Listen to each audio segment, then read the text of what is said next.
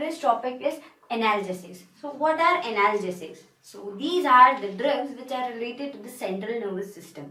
So before going to the definition of analgesics, let us discuss what is pain or analgesia. So pain or analgesia is a discomfort, or else we can say it is an uncomfortable situation where there will be some disturbances in the sensory as well as emotional experiences which are associated with the tissue damage as well. For in simpler words, we can say if there is any tissue damage, then there occurs some sensory responses in the brain and thereby we can feel some discomfort. So this is called pain or analgesia. And what are these analgesics? So analgesics are the drugs which antagonize the pain. So analgesics are the drugs which relieves the pain acting on the central nervous system as well as the peripheral nervous system without affecting the conscious state of the person.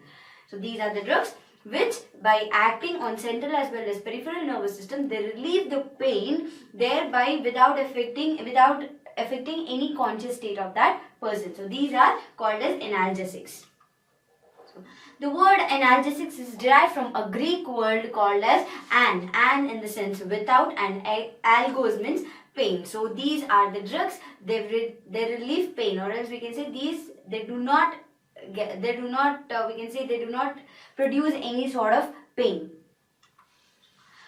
There are types of pain, various types of pain. For examples, the types of pain are superficial pain and deep pain. So what is this? The name itself indicates superficial in the sense where it affects the skin, dermis as well as the mucous membrane. So it is like we can say it is acting on the upper surface of the skin. So it is acting on the upper surface, dermis as well as mucous membrane of the skin, and thereby if there is any damage occurring to these parts, then the response will be fast and thereby the pain occurs. And what is deep pain? So deep pain mostly arises in the muscular tissue as well as bones, joints, blood vessels, etc., which is causing some discomfort inside the body, in the organs which are present inside the body. That is the reason it is having slow response. Let us see what are the pathways which are involved in the pain. So in pain, especially in the mechanism of pain, there are two pathways. One is nociceptive pathway and the other one is neuropathic pathway. So what is this nociceptive pathway? So nociceptive pathway is a pathway where because of the stimulation, potential stimulation of the nociceptive receptors occur. So these are the receptors which when getting stimulated, they cause some harmful to the body. So these receptors on stimulation, they cause some potential stimulus where the stimulus is sent to the brain and thereby some sort of pain is occurring. So this is how the pain occurs in the nociceptive pathway. So in the nociceptive pathway, we can see some odontogenic conditions. So these are the conditions which are affecting in the tooth development. Or else if there is any problem in the mucous membrane of the tooth as well as in the development of the tooth, then this nociception pathway is there. And it is also affecting even the skeletal muscles also. And if we see the neuropathic pathway, so this is a pathway, the name itself indicates neuropathic. So this is a pathway of pain where it is damaging some sort of neurons. So in the central nervous system and peripheral nervous system, if there is any damage occurring to the neurons and there it causes some sort of stimulus created and thereby the pain occurs. So this sort of pain is called as neuropathic pain. And this neuropathic pain, it involves the pain, or else we can say it involves the algesia in the cranial nerves especially. It involves the pain in the cranial nerves and it causes some tooth pain also because of the nerve supply to the oral cavity. It causes some tooth pain and it shows some stomatodyna condition. So what is this? It is like a pain which is caused in the lips, mouth as well as to the tongue. We can say the pain caused in the oral cavity. So this condition is called as stomatodyna and there occurs some trauma, that is a severe pain to the nerve injury. We can say there will be some severe nerve injuries caused in this neuropathic pathway. This is the diagrammatic representation of the nociceptive pathway. Here we can see the thalamus which is present in the brain from where the signals are sent to the brain, from the brain, and here you can see the nociceptor receptors. So on stimulation, or else we can say on stimulation of this nociceptor or nociceptive receptors, because of the potential stimulus sent by the brain, it causes the nociceptive pain. So this is the mechanism of pain. Here is the flow chart. First there will be the tissue damage. So if there is any tissue damage, or else we can say if there is any some sort of injury to a tissue, what happens? So because if there is an injury to the tissue, there are some chemical mediators like bradykinin, serotonin, prostaglandin and potassium ions released in the body. So because on response to this release, there occurs activation or sensitization of the nociceptive receptors. If the activation of nociceptive receptors takes place, it releases a chemical mediator called as substance P. So this is one of the main chemical mediator which is involved in the pain pathway mechanism. And this substance P, what does it do? It acts on the mast cells. So once the mast cells are degranulated, so once the degranulation of the mast cells occurs, thereby these mast cells release histamine. So histamine is the chemical allergen which is secreted released in the body. So on release of the histamine, it causes the excitation of the nociceptive receptors. So once the nociceptive receptors get excited, it leads to pain.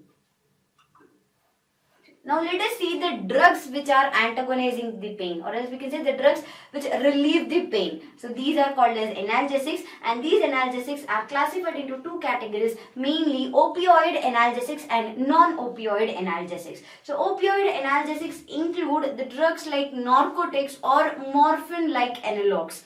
And non-opioid analgesics include drugs like NSAIDs, that is non-steroidal anti-inflammatory drugs, like aspirin and its analogs. Let us see the classification of opioid analgesics. So these opioid analgesics are further classified into natural opium alkaloids, semi-synthetic opiates and synthetic opiates. So in the natural opium alkaloids, the drugs include morphine and codeine, which are naturally occurring from the plant sources, and semi-synthetic opioids which include diacetyl morphine, oxymorphone as well as folcodeine. So these are the products on some structural changes to the natural products they occur. For example, if we take the diacetyl morphine, so some structural changes in the morphine brings the compound called as diacetyl morphine. So it is neither naturally occurring from the plant as well as it is synthetically derived. So these are the semi-synthetic products which on structural modification of natural compounds are synthesized. And the other one is synthetic opioids like pethidine, fentanyl, methadone, dextromethorphan as well as ethioheptazine and tramadol. So these are some of the synthetic opioid analgesics. Now let us see the non-opioid analgesics. Non-opioid analgesics include the drugs like non-steroidal anti-inflammatories. So these non-steroidal anti-inflammatories are further classified into non-selective COX inhibitors as well as selective COX inhibitors. COX is nothing but the cyclooxygenase enzyme which is involved in the process of the production pathway of prostaglandins. So cyclooxygenase is an enzyme which is involved in the synthesis of prostaglandins. So these non-selective COX inhibitors, there are two types of COX enzymes, COX-1 as well as COX-2. So COX-1 is the enzyme which is present in the body, as well as COX-2 will be released into the body if there is some sort of inflammatory reactions occurring. So this is a temporary type of enzyme. So these non-selective inhibitors, they either act on COX-1 or COX-2 enzymes. So these drugs include drugs like salicylates, which include aspirin, salicylamide, benorelite as well as diflunisal, and pyrazolone derivatives include phenylbutazone, oxyphenylbutazone, and the other one is propionic acid derivatives include drugs like ibuprofen, naproxen, ketoprofen, phenoprofen, flubiprofen as well as oxaprozin. And indole derivatives like indomethacin and sulindac, anthranic acid derivatives like mefenamic acid as well as flufenamic acid, and aryl acetic acid derivatives include diclofenac and tolmetin. Oxycam derivatives include pyroxycam as well as tenoxycam, and pyrrolopyrrole derivatives include the drugs like ketorolac as well as fiprazole. Now we'll see the selective COX inhibitors. So these are the drugs which either act on COX-1 enzyme or COX-2 enzyme. So the COX-2, selective COX-2 inhibitors, in the sense we can say preferentially COX-2 inhibitors. So these are the drugs which may act on COX-2 inhibitors like nimesulide, meloxicam as well as nabumetone, as well as the selective COX-2 inhibitors include drugs like valdecoxib, celecoxib, and rofecoxib. There are few drugs, there are few anti-inflammatory drugs which are having analgesic action, like paraminophenol derivative, that is paracetamol, as well as pyrazolone derivative like metamizole and propionate, and benoxocaine derivatives like nifopam. Let us see in detail the pharmacology of these drugs. So opioid analgesics. So these, here we can see, before entering into the pharmacology of drugs, let us discuss about the opioid receptors. So there are three types of opioid receptors, that is mu receptors, kappa receptors, as well as delta receptors. So mu receptors, here we can see some of the tabular format of opioid receptors.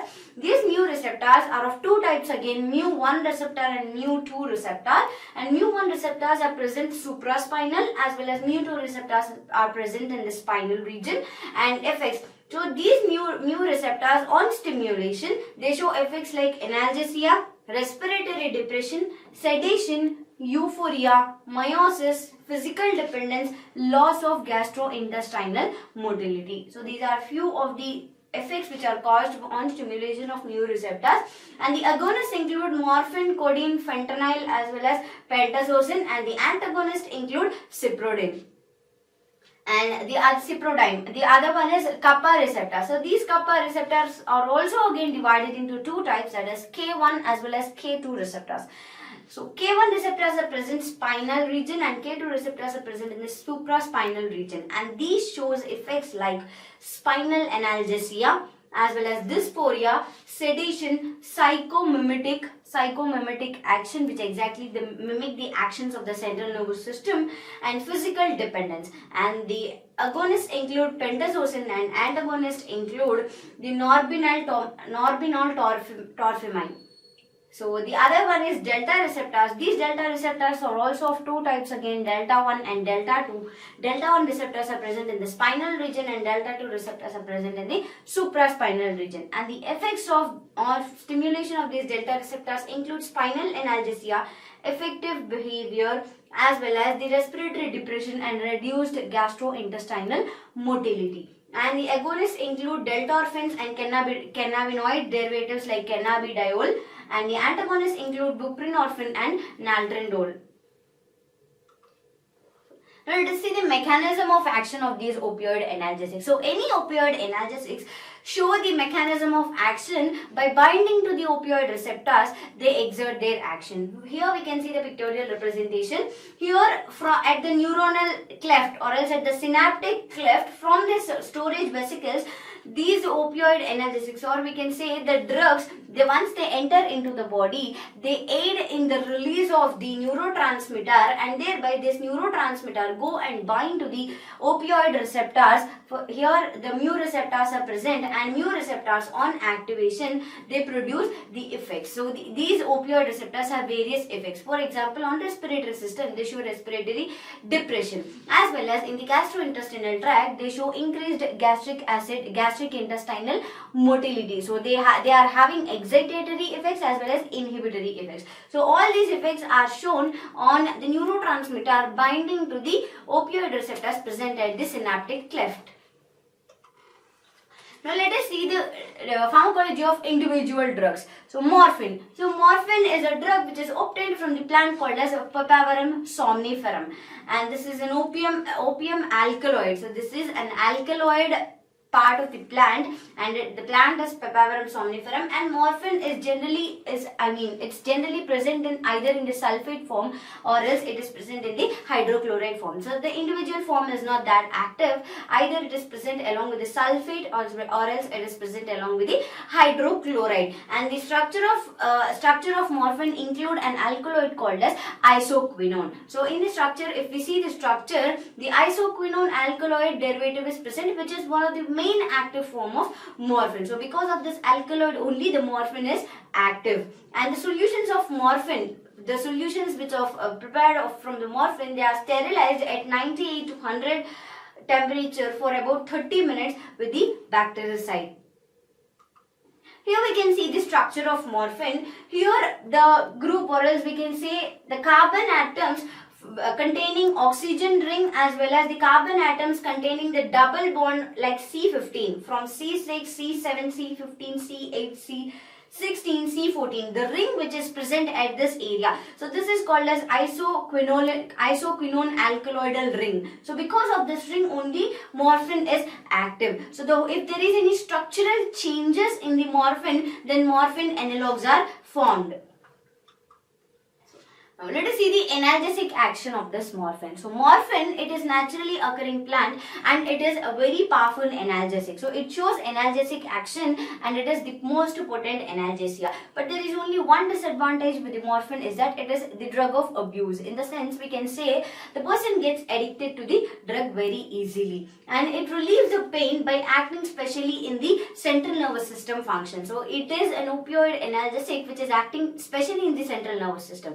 So the pain occurs both in peripheral as well as central nervous system, but this morphine, it is acting on the CNS rather than the peripheral nervous system, and it is on large doses. This morphine, mostly it has to be given in the large doses only. On small doses, it is not that potent or it is not that active. So because of increase in the doses only, it causes the addiction. And if there is any increase in the dose of morphine, it may lead to severe adverse conditions, like there is a threshold limit. So we can say the morphine is a narrow therapeutic index drug. So the narrow therapeutic index is a margin where the drug shows its effect. So if the dose of the drug either decreases, the therapeutic index will show nullified effect, and if the dose increases beyond this therapeutic index, it shows adverse effects. So morphine is such a drug which is having narrow therapeutic index. So on increase in the doses, we have to be very careful regarding the adverse effects of the morphine, and it does not remove pain completely. So morphine, it never, on administration, it never remove pain completely. It just, we can just tolerate the pain to some extent. So now let us see the uses of morphine. So morphine, as we have discussed, it is a potent analgesic. It shows a potent analgesia or pain relieving action.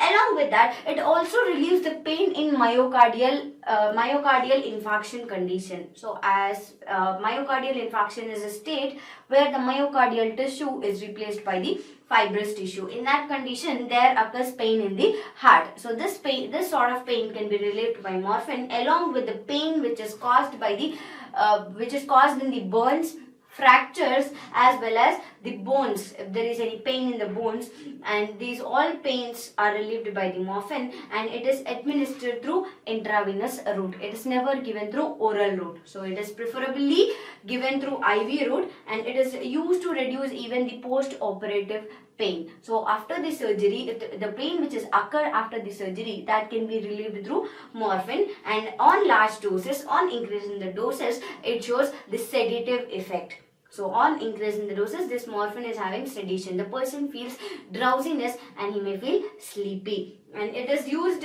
as a pre-medication for surgery. So for surgery, it is given on hand before surgery. Let us see the disadvantages of morphine. So this morphine is, as I told you, it causes drug of addiction because of its euphoric activity. So euphoric activity is, in the sense, euphoria is a condition where the person feels pleasure on having the substance. So it is a condition where, for example, if you say morphine, so on giving morphine to the person, he feels some sort of pleasure and he lives in his own world. So this sort of condition is called as euphoria. On morphine, on long-term usage, or else we can say on chronic usage of morphine, it causes drug of addiction, and the person cannot withdraw from the drug. So all of a sudden, if there is any withdrawal of morphine, it causes withdrawal syndromes leading to severe side effects, and it is invaluable in the treatment of pulmonary edema. So it is not that useful on treating of the pulmonary edema conditions, and on overdoses it may cause poisoning. As I told you, it is a narrow therapeutic index drug. Beyond its therapeutic index, if it is given, it leads to the morphine poisoning. Let's see the adverse effects of morphine. So adverse effects, it causes adverse effects like there will be the dryness of the mouth, and there occurs mental clouding. There will be some sort of mental disturbances occurring in the person, and dysphoria. There will be vomiting, headache, fatigue, constipation, allergic reactions, and bronchoconstriction. There will be constriction in the bronchioles. And here is a pictorial representation where on reaction to the morphine, histamine is released in the body, and because of the release of histamine, there occurs a red coloration of veins. These morphine should be contraindicated in head injuries. So when there is any head injury, this morphine should not be given as it specifically acts on the central nervous system. And during pregnancy, for pregnant women, this morphine is not recommended. And if there is any pulmonary dysfunction, or else we can say if there is any impairment in the pulmonary region, then also morphine is not recommended. That is the reason it is invaluable in pulmonary edema. In the sense, it's not that useful in treating pulmonary edema, and it should not be even given if a person is having hepatic or renal failure. The other drug is codeine. So codeine is also a naturally occurring plant alkaloid, and this is a white crystalline powder. So it looks crystals. If we see codeine is white in color, and it looks in the form of crystals, and it is sparingly soluble in water. So if we put codeine in water, it does not get solubilized so easily. It's just partly soluble. Only few % of the codeine is soluble. Remaining part of, or else the remaining, whatever the leftover is there, it remains insoluble, as well we can say it remains as such, and it is bitter in taste. So if we taste that, it will be very bitter. We can't taste it. And less potent analgesic when compared to morphine. So morphine is a potent analgesic. So when compared to morphine, it is having less analgesic action, but it is well absorbed when given orally. So morphine is mostly preferred through IV route rather than the oral route, but codeine is preferably given through oral route because of its better absorption. And this is about codeine, and there are the other synthetic analogues like the synthetic analogues of morphine. So this morphine if there is any structural changes, or else we can say synthetically morphine derivatives are prepared, and this include the drugs like pethidine as well as methadone. If we see pethidine is also a white crystalline substance. It is in the form of crystals, and it is very bitter in taste, as well as it forms salts with acid. So if this pethidine, when it is reacting with any acids like hydrochloric acid as well as sulfuric acid, any sort of acid, then it forms the salts of acid. So this is not preferably given in the acidic media, and its action is similar to morphine. So it shows the same analgesic action to morphine. All act on the opioid receptors itself, and it is powerful analgesic as morphine. As it is a morphine substitute, so it is a better, we can say it is a potent analgesic when compared to morphine itself, and it is having very short duration of action. So on giving to the body, or else we can say when it is administered into the body, it shows little delayed onset of action, but the duration of action by which the drug is showing its by which the drug is exerting its actions, that is very short, and it is used in respiratory depressants like morphine. So on respiratory, if there is any respiratory depression, so this pethidine is used, and it is used even to treat shock, as well as it is replacing morphine in the sense if there is any pain caused because of the myocardial infarction situation. So if there is any myocardial infarction pain, then the morphine is replaced by the pethidine because of the better analgesic action than morphine. The other drug is methadone. So methadone is a synthetic compound, and it is slightly potent than morphine. So when compared to morphine, methadone is having better analgesic action, and it is available in the hydrochloride form. So methadone is mostly available, it's not available alone, always it is available in the hydrochloride form like morphine, and it is available in the form of tablets about 5 to 10 mg dose, as well as it is also available in the injection form most. So that is the reason this methadone is preferably given either through oral route or IV route, and it is a racemic mixture. So racemic mixture in the sense it contains both levo as well as trans forms.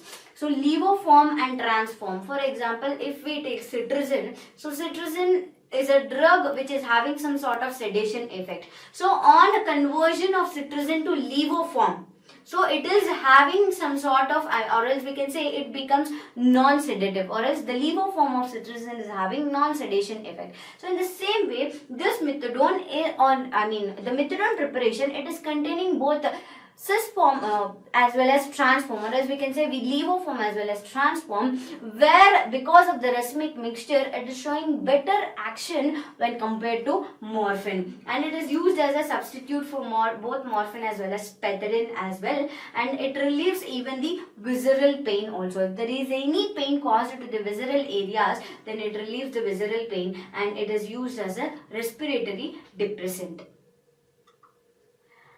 The other synthetic analog is morphinone. So morphinone is a synthetic analog of morphine. Some structural changes in the morphine brings the morphinone, and the example of morphinone compound is livorphenol. So livorphenol is such a drug which is morphinone analog, and it is more potent than morphine, and as when rather than morphine, this is better absorbed orally.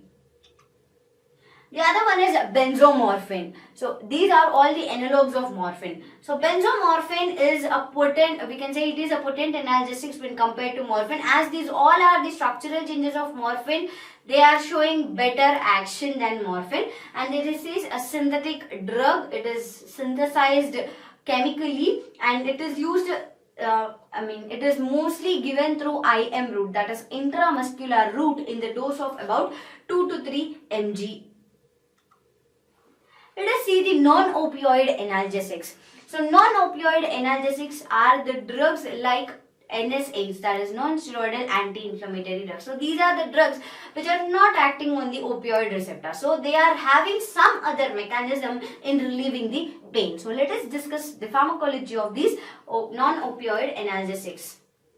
So NSAIDs, the word itself indicates non-steroidal anti-inflammatory drugs. So these are the drugs which can reduce the fever by suppressing the inflammation. So on inflammatory reactions, it causes some pain and fever in the body. So this sort of conditions are suppressed by these NSAIDs. Here is the pictorial representation. Here from the diacylglycerol or phospholipids of the plasma membrane, it releases the substance called as arachidonic acid. So arachidonic acid is a 20 carbon atom polyunsaturated fatty acid.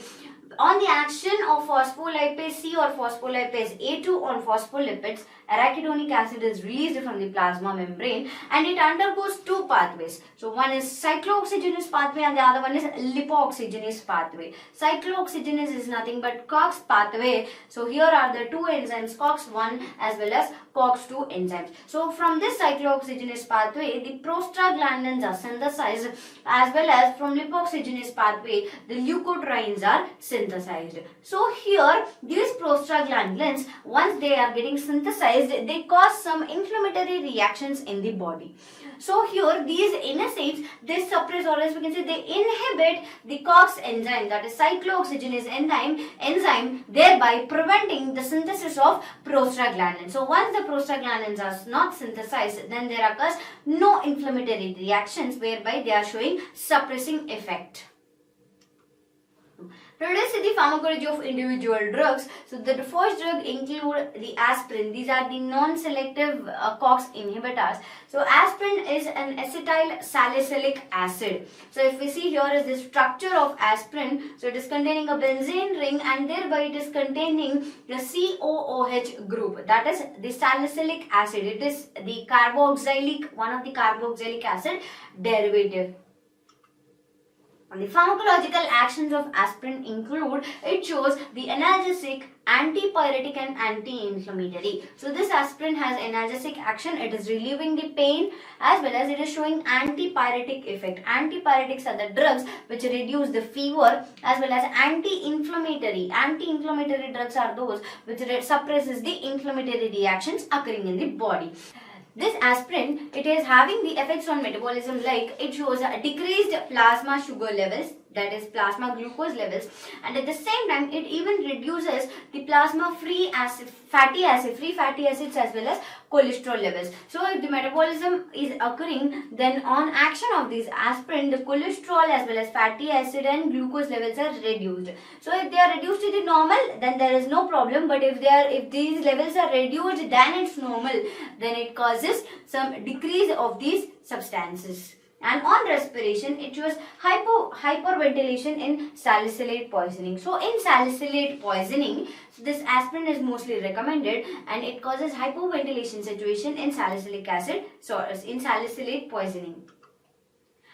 It shows the in the sense, this aspirin, when it is given as it is an acid, it shows it is balancing the alkaline condition of the respiratory system.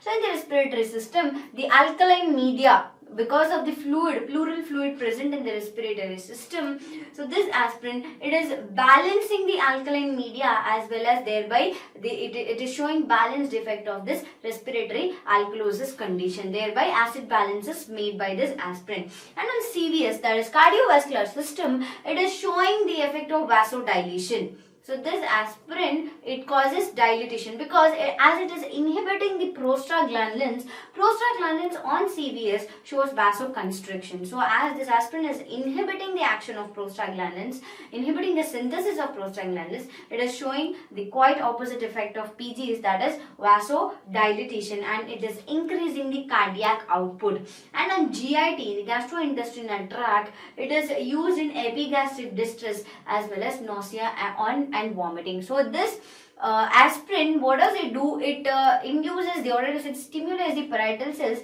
to secrete acid. So here this GIT, it causes some epigastric distress, it causes some stress in the gastrointestinal region, and it sometimes causes nausea and vomiting, and it prolongs the bleeding time. So it is the time where the bleeding, or as we can say, it is the time taken for the blood to stop bleeding. So this bleeding time can be prolonged. So because of the bleeding time, there will be hemorrhage, or as we can say, excessive loss of blood.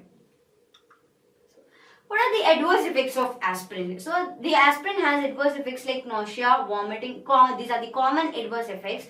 And it causes epigastric distress, and it increases the blood loss in the stools, as it is having the effect of as it is prolonging the bleeding time. So there occurs blood loss, and this blood is lost through stools, and in the GI, that is gastrointestinal region, it is showing epigastric distress as well as nausea and vomiting. And sometimes it may causes rashes as well as urticaria, rhinorrhea. Rhinorrhea is a condition where there will be running nose, and angioedema. There will be inflammation in the we can say there will be inflammation in the subcutaneous region as well as dermis of the skin. If there is any inflammation, for example, if the inflammation occurs in the subcutaneous region of the eyes, then the eyes will be closed, and thereby the person's vision is not clear, or as we can say, the person can't see itself. So angioedema is the inflammation caused because to the dermis of the skin as well as subcutaneous region of the skin, and it leads to asthma and anaphylactoid reaction. So these are some sort of allergic reactions occurring in the body. On increase in the dose, in the sense, it's on increase in the doses, it causes salicylism. In the sense, it shows some symptoms like it causes dizziness, vertigo, impairment of hearing and vision, the person can't hear and see properly, excitement, there will be mental confusion, hyperventilation, and electrolyte imbalances occurs in the salicylate poisoning. And acute salicylate poisoning, so in acute salicylate poisoning, this mostly occurs In the sense, we can say this acute salicylate poisoning is occurring because of the aspirin at the dose of 15 to 30 grams in the adults. So this, if the dose exceeds than 15 to 30 grams in the adults, it causes acute salicylate poisoning. And even this dose is lowered in children. Even if the dose is below 15 to 30 mg also, 15 to 30 grams also, in children it is causing salicylate poisoning. See, here is the pictorial representation of side effects of aspirin. It shows the ringing sound. There will be some sort of ringing sound in the ears, and thereby the person can't hear properly. There will be wheezing sound. In the sense, there will be some sort of, we can say, whistle-like sound occurring while the person is exhaling as well as inhaling. And there will be fast heartbeat, and there will be bright red blood stools, and there will be bloody vomit also. So these are few of the side effects which are occurring because of aspirin. Let us see the uses of aspirin. So this aspirin is a potent analgesic. It shows antipyretic effect. It reduces fever, and it is used even in acute rheumatoid fever. So rheumatoid fever is a condition which is caused in the rheumatoid arthritis. So here in rheumatic fever also this aspirin is used, and rheumatoid arthritis condition, osteoarthritis, and post-myocardial infarction. So after the myocardial infarction, if there is any pain caused because of the myocardial infarction, that can be reduced. And patent ductus arteriosus condition. So this is a condition where there will be, we can say there will be some sort of pain, there will be some sort of problem in the heart development. So in this condition also aspirin is used, and it is used in prevention of colon cancer, and it is used in Bartter's syndrome. This aspirin should be contraindicated in peptic ulcer because this aspirin, it potentiates the release of hydrochloric acid. So that is the reason if excessive acid is released in peptic ulcer condition, it may worsen the situation. So that is the reason they should be contraindicated in peptic ulcer. And bleeding tendencies, in the bleeding tendencies also this aspirin should be contraindicated. And children suffering with chickenpox or influenza, chronic liver disease, diabetes, pregnancy, breastfeeding mothers, as well as in the G6PD deficient individuals. So G6PD, that is glucose 6-phosphate dehydrogenase. So this is an enzyme which is aiding in the proper functioning of the red blood cells. So if there is any G6PD deficiency, there occurs impairment of red blood cells. So these aspirin, as it increases the bleeding time, there will be heavy blood loss. And if there is any, the person who is suffering with this G6PD deficiency, and if we give aspirin, then it may worsen that condition. The dose of aspirin is mostly recommended to give about 0.3 to 0.6 grams for every 4 to 6 hours orally. So these aspirin are mostly given in the form of tablets, and they are given in the dose of 0.3 to 0.6 grams, and it should be given for every 4 to 6 hours.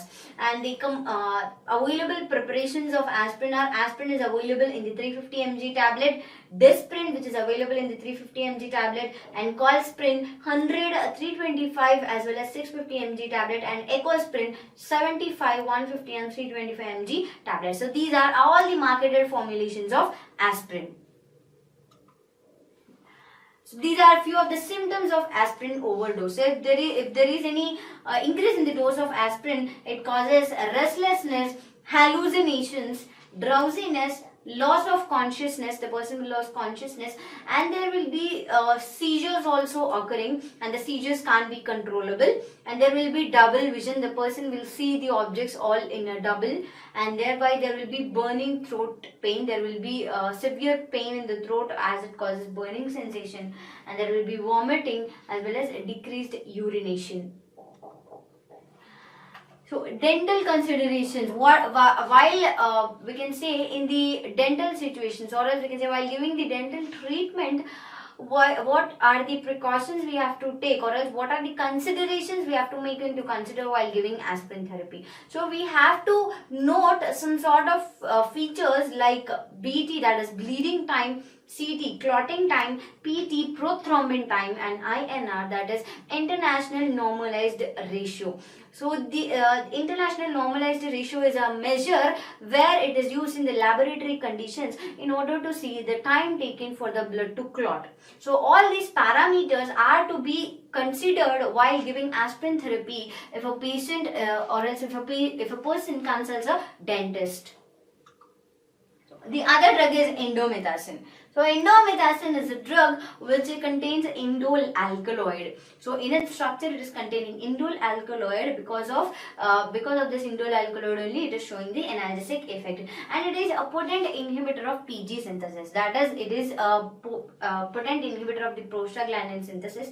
It very good, I mean, in the sense it preferably inhibits the COX enzyme, and thereby it suppresses the neutrophil motility. So this PG synthesis, the neutrophil motility will be increased, whereby whereby more inflammatory reactions are occurring in the body. So this indomethacin, it inhibits the PG synthesis, thereby decreasing the neutrophil motility, and it is well absorbed orally. So it is mostly given through oral route, and it is well absorbed through oral route, and the T half of this indomethacin is about 2 to 5 hours.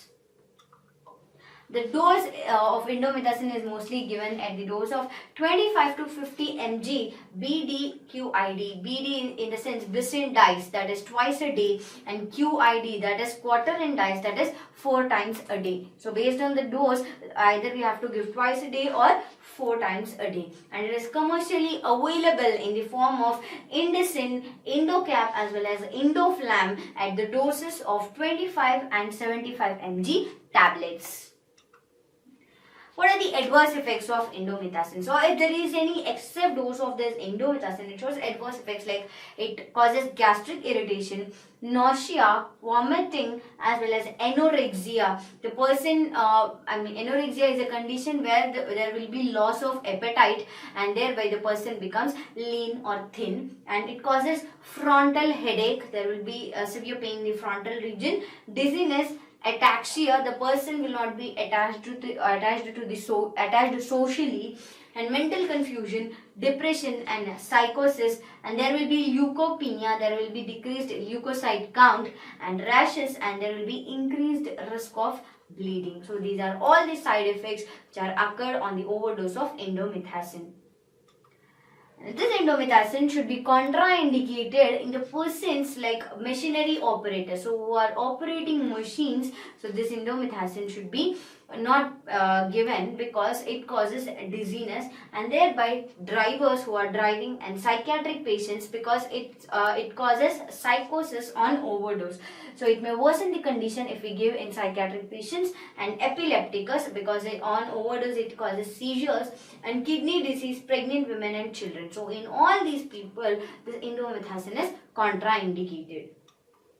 The other drug is ibuprofen. So ibuprofen is a propionic acid derivative. So in the structure it contains propionic acid, which is the main structure, or else we can say that which is the main part of analgesic action. And the adverse effects of indomethacin include the gastric discomfort. There will be some sort of discomfort in the gastric region. Because of that, it may cause the nausea and vomiting, and there will be common side effects like headache, dizziness, and there will be blurred vision. The person can't see properly, and it causes tinnitus and depression. Tinnitus is a condition where we can see some sort of ringing sounds we can hear in the ear. So there will be some sort of ringing sounds audible in the ear, and this should be avoided in pregnant women, peptic ulcer conditions as well as asthmatic patients. So these all non-opioid analgesics, they act only in one way, by inhibiting the COX enzyme. So these all are non-selective COX inhibitors.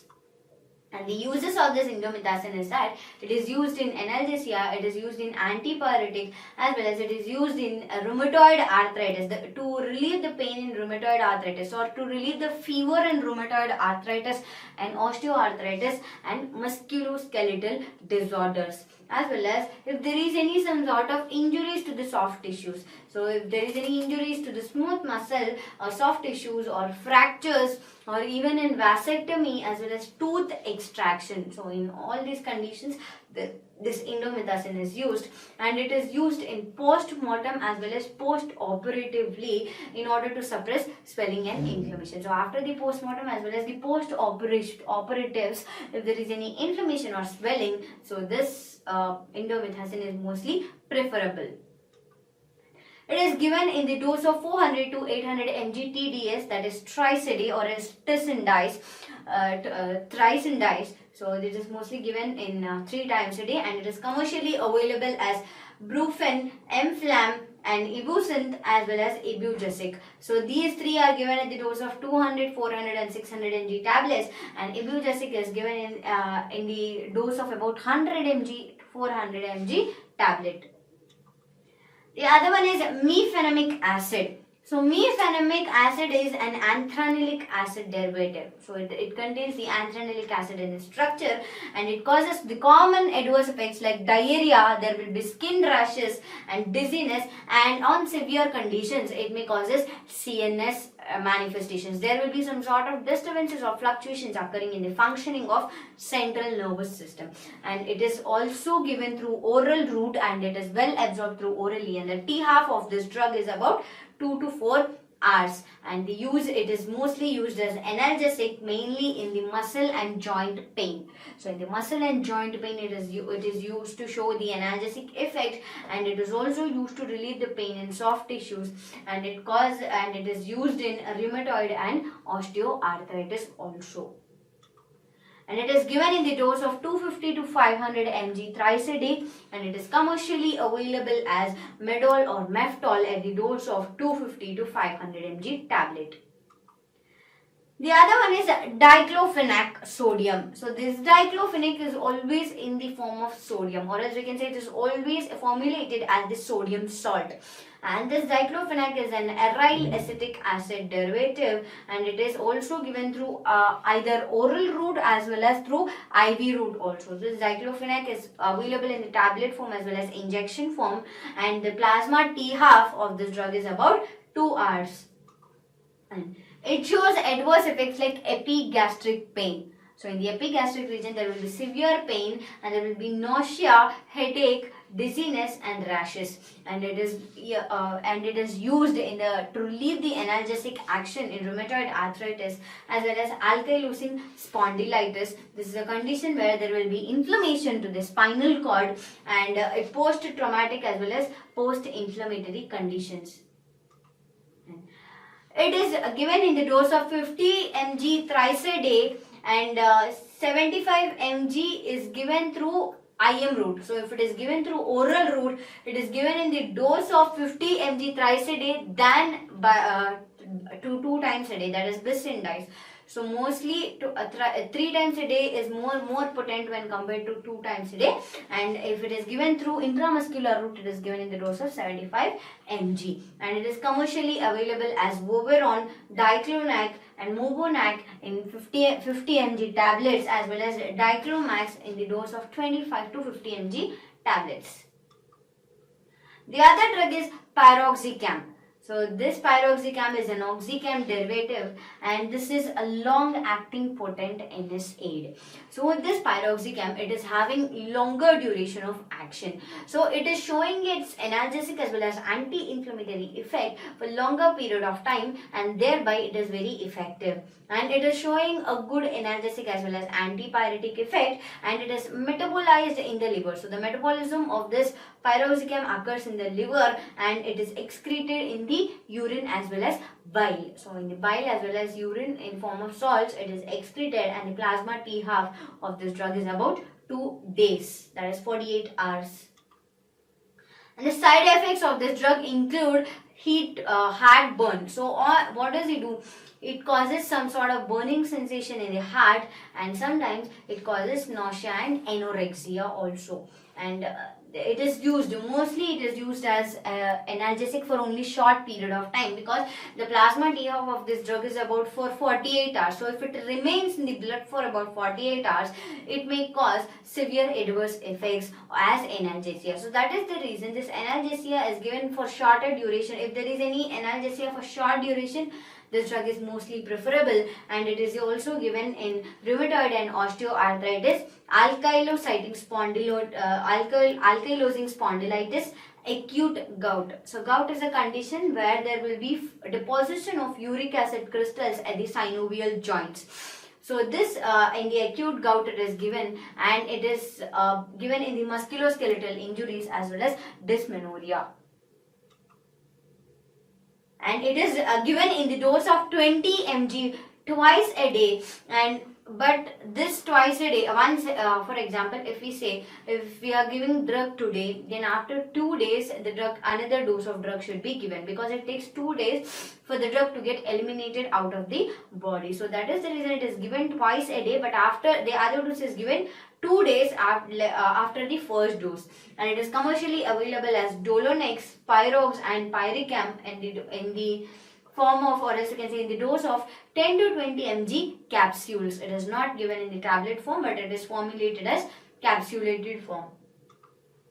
The other one is ketorolac. So ketorolac is a pyrrolopyrrole acid derivative. So this is a pyrrolopyrrole. Pyrrole is a 5-membered ring structure. So it contains both 2 pyrrole rings. Thereby it is forming the structure for the analgesic action.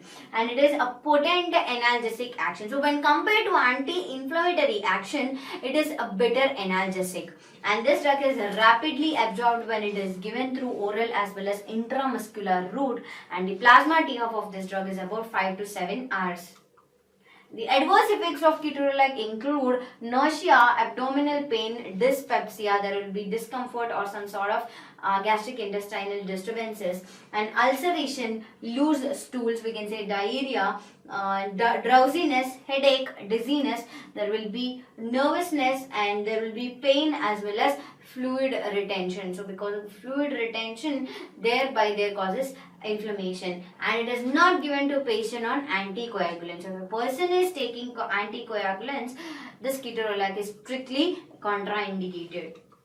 Uses of this drug, it is mostly used in post-operative as well as acute musculoskeletal pain. So after the post-operative, after the operation, there is any pain, and if there is any pain to the skeletal muscle, this ketorolac is given in the dose of 15 to 30 mg either in the intramuscular route or in the intravenous route for about 4 to 6 hours.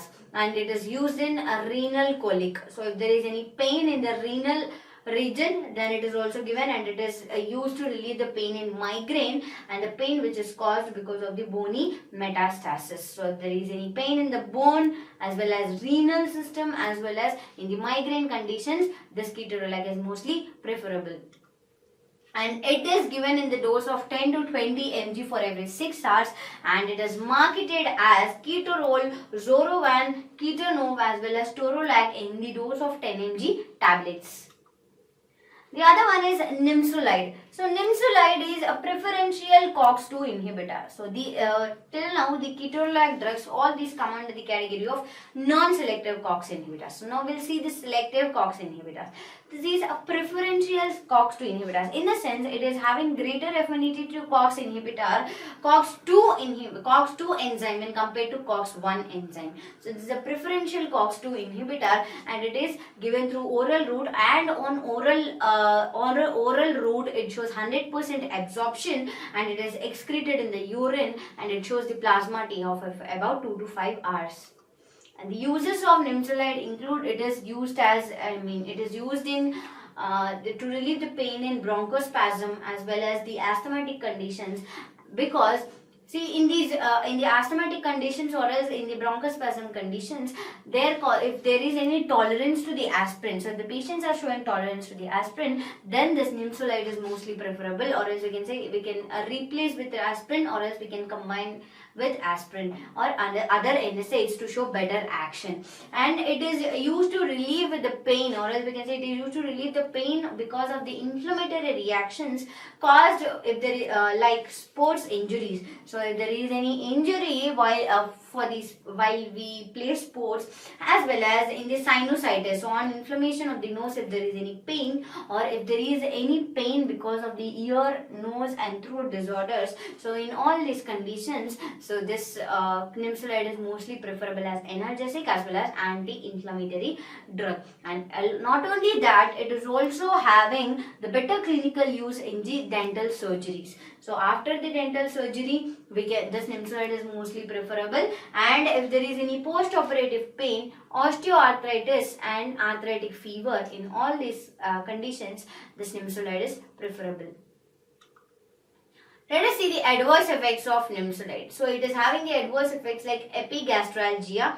There will be severe gastric disturbances, heartburn, there will be burning sensation in the heart, nausea, loose motions, as well as rash pruritus. There will be, we can say there will be rashes which are occurring in the body, and hematuria as well as fulminant hepatic failure. So on overdoses, it even causes failure of the hepatic system. We can say that it causes liver failure.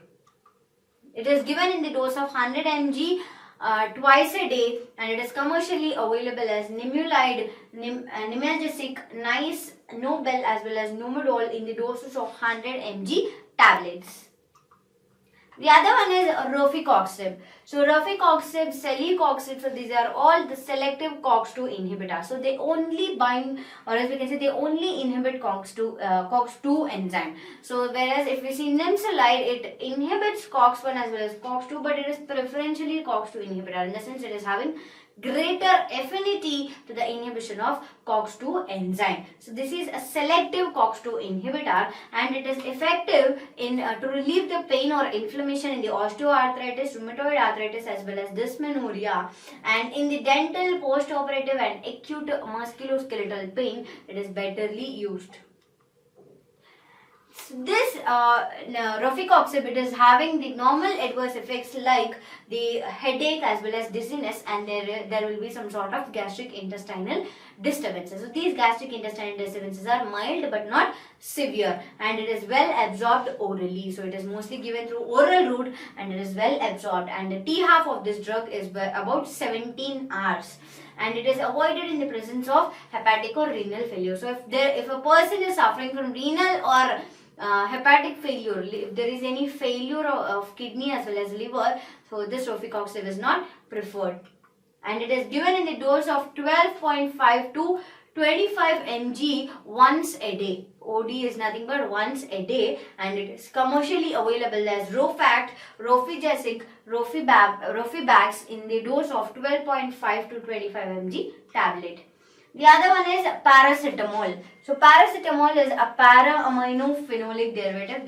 This we can say para-aminosalicylic acid derivative, and it is we can say when compared to analgesic action, it is a better antipyretic.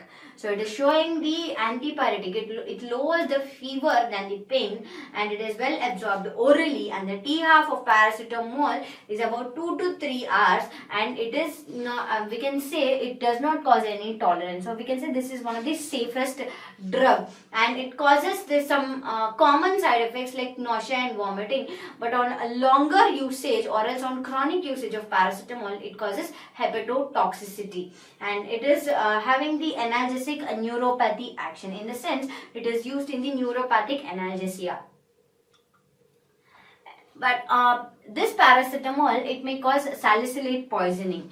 So as it is a para-aminosalicylic acid derivative, so on increase in the doses, it may cause salicylic poisoning. So we will see acute paracetamol poisoning. So especially in the small children, this paracetamol, it undergoes metabolic reactions. So few of the metabolic reactions which are occurring in the body are conjugation and glucuronidation. So in children, this paracetamol undergoes glucuronidation reaction, and thereby it releases some sort of metabolic product whereby it is causing salicylate poisoning, and it causes these common side effects like nausea, vomiting, abdominal pain and liver tenderness. And there will be we can say this it is also accompanied, in the sense, on severe conditions, on chronic conditions, it may lead to centrilobular hepatic necrosis. In the sense, the hepatic cells, the cells which are present in the liver. So there are Kupffer cells in the liver which regulate the temperature, as well as there are the hepatocytes which are present in the liver. So it causes the damage of all these cells, leading to the liver necrosis, and along with the necrosis it may also cause a renal necrosis, or else we can say it causes the renal failure also. And in the on increase in the dose, it may causes hypoglycemia. It reduces the glucose level than its normal situation, and sometimes it may cause coma also. So if there is any failure to the liver and kidney, as well as if there is any failure, or if there is any failure of liver, kidney, as well as decreased glucose level, it leads to the coma. And after all these, sometimes it may causes jaundice also. So after 2 days of acute poisoning, jaundice can be occurred. So how to treat this salicylate poisoning? So this salicylate poisoning, if there is any, we can say in salicylate poisoning, if there is any vomiting, or else we can say the vomiting occurred in this salicylate poisoning, can be treated by giving the activated charcoal. If there is any vomiting which is caused because of the salicylate poisoning, so that this activated charcoal is preferred. But other than that conditions, the N-acetylcysteine. So N-acetylcysteine in the dose of 150 mg per kg. It is given based on the body weight, and it is given through IV or infusion. In the sense, it is infused through IV for every 20 hours. And alternatively, apart from this N-acetylcysteine, the alternative drug which is alternative dose which is preferred is about 75 mg per kg orally for every 4 to 6 hours, and this dose is given for every 2 to 3 days. What are the uses of this paracetamol? So this paracetamol is mainly used to reduce the fever in osteoarthritis. It is a better antipyretic effect, and it is used to relieve pain in the headache, as well as pain caused because of in the skeletal muscle, and it is much safer than aspirin. So when compared to aspirin, it is having lower side effects, and it does not prolong any bleeding time. So aspirin prolongs bleeding time, but this paracetamol is not prolonging any bleeding time. So when compared to aspirin, this paracetamol is having better effects as antipyretic as well as analgesia, and it is used in any group of people. In the sense, they we can say for example, aspirin is contraindicated in one of the other patients. So if a patient is having some sort of renal failure or heart failure, in these conditions, so aspirin is most not preferably given. But this paracetamol, it can be tolerated in any age groups, or else we can say it is given in any sort of patients. And this is not having any, we can say it is not having any significant drug interaction. So it is not interacting with any drug or food. So it is the safest drug. And the dose of the paracetamol is given about 0.5 to 1 gram twice a day. And in infants, it is given in the dose of 50 mg. For children at the age of 1 to 3 years, it is given about 80 to 160 mg. And for 4 to 8 years age group, it is given in the dose of 240 to 320 mg. And for the age group of 9 to 12 years, it is given in the dose of 300 to 600 mg. And it is commercially available as a well-known tablet called Crocin in the dose of 0.5 to 1 gram tablet. And it is also marketed as Ultragen, Pyrogesic, as well as Calpol in the dose of 500 mg tablet. So what are the synergistic effects of these, we can say, of these combinations? So let us see the synergistic effects of these NSAIDs. So Combiflam is a marketed formulation which is containing the drug of ibuprofen as well as paracetamol. So this paracetamol, if it is combined with ibuprofen at the dose of 400 to 325 mg, it is showing synergistic effect.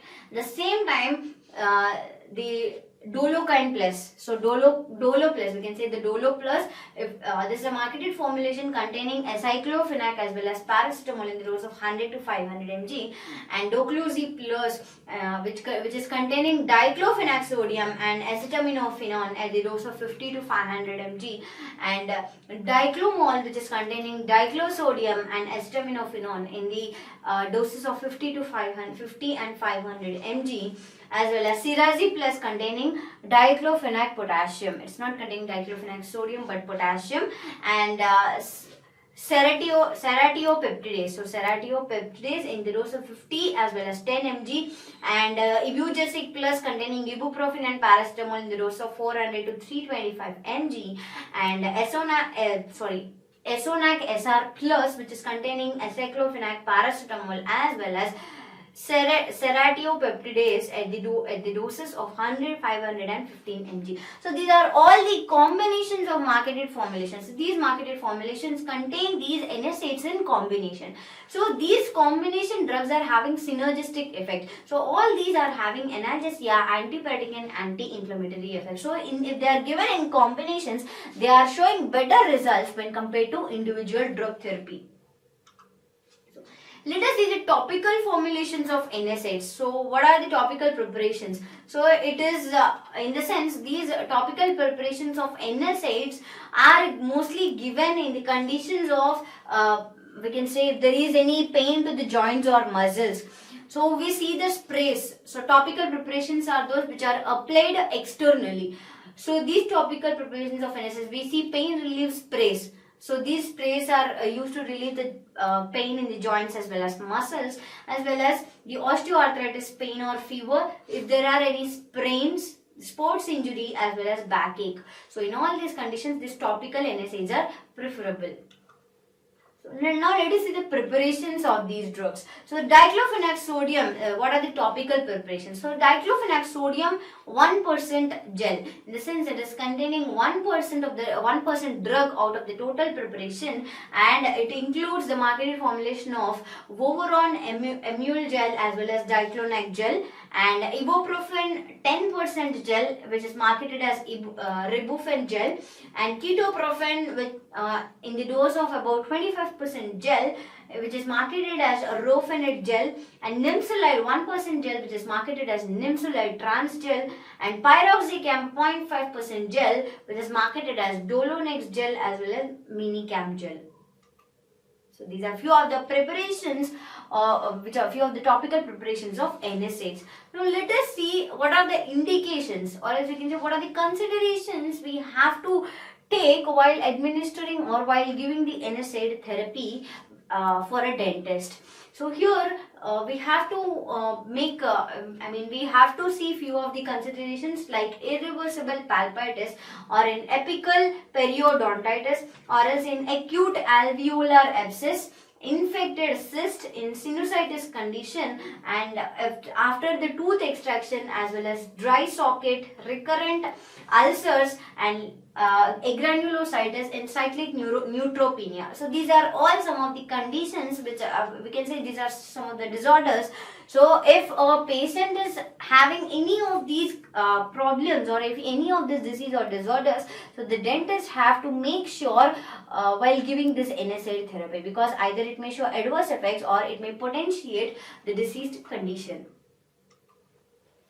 So what are the general contraindications of these NSAIDs? So these NSAIDs are contraindicated in ulcer conditions, asthma, patients suffering with nasal polyp, that is if there is any inflammation in the nasal cavity, diabetes, gout, influenza, and hypocoagulation state, if there is any the capacity of the coagulation in the body is lowered, and in chronic allergic conditions, chronic liver disease, renal failure, salicylate allergy, because paracetamol can cause salicylate poisoning, breastfeeding mothers as well as pregnancy. So in all these categories, these NSAIDs are strictly contraindicated.